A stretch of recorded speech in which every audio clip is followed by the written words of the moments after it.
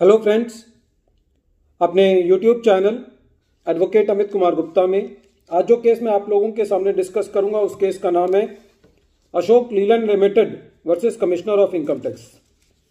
ये case 447 ITR page number 661 पे report हुआ। मैटर सुप्रीम कोर्ट ने डिसाइड किया और इस केस का जजमेंट 7 सितंबर 2022 को आया।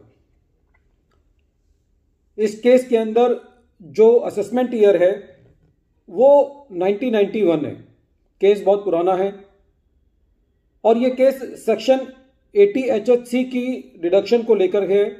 हालांकि अब एट प्रेजेंट यदि हम देखें तो 80 HHC की डिडक्शन जो है वो किताबों से, स्टैट्यूट से जा चुकी है, लेकिन इस केस को जो डिस्कस करने का लॉजिक है वो ये है कि टोटल इनकम को कैलकुलेट करने की मर्यादा क्या है, क्योंकि ये प्रिंसिपल और बाकी डिडक्शंस के लिए भी एप्लीकेबल होगा।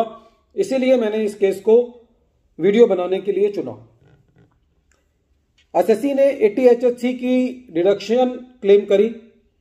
एसएससी के कुछ अनअब्जॉर्ब्ड लॉसेस थे जो कि एसएससी ने 80 HHC की डिडक्शन को क्लेम करने से पहले उनको अपनी इनकम में से नहीं माइनस किया।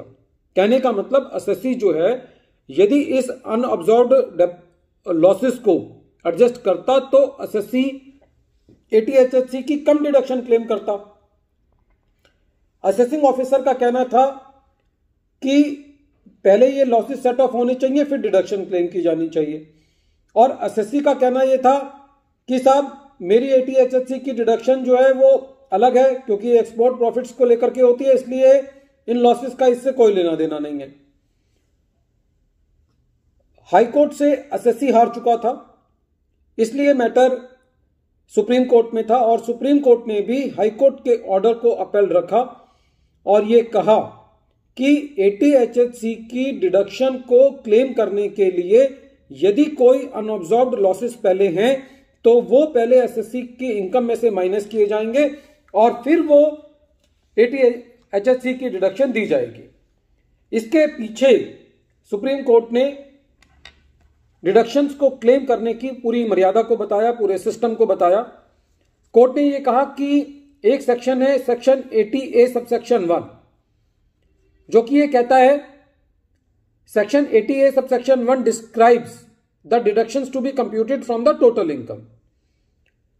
कहने का मतलब यह है कि टोटल इनकम को कैलकुलेट करने के लिए जो डिडक्शंस माइनस की जाएंगी उसके बारे में सेक्शन 80A सबसेक्शन 1 कहता है।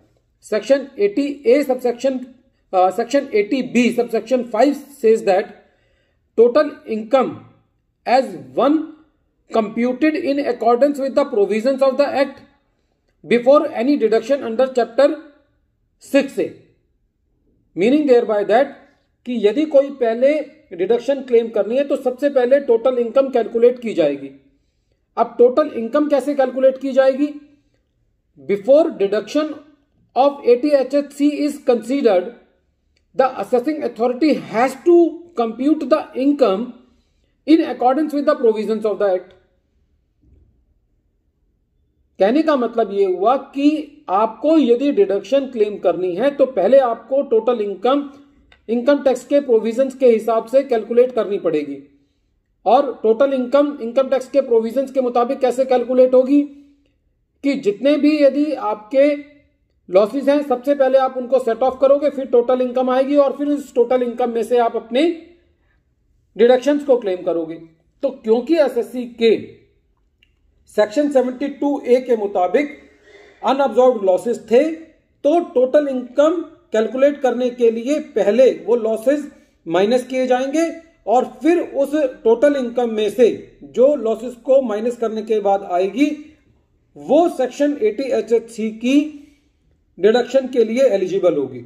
तो there is a procedure for calculating the total income and then claiming the deduction under section 80 HHC and that pattern should be keep intact and it should not be disturbed.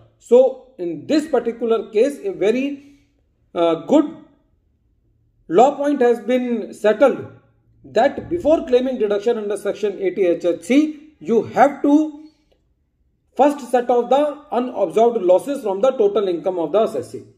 At the end of this video, once again I am repeating the name of the case. The name of the case is Ashok Leland Limited versus Commissioner of Income Tax. Thank you, friends.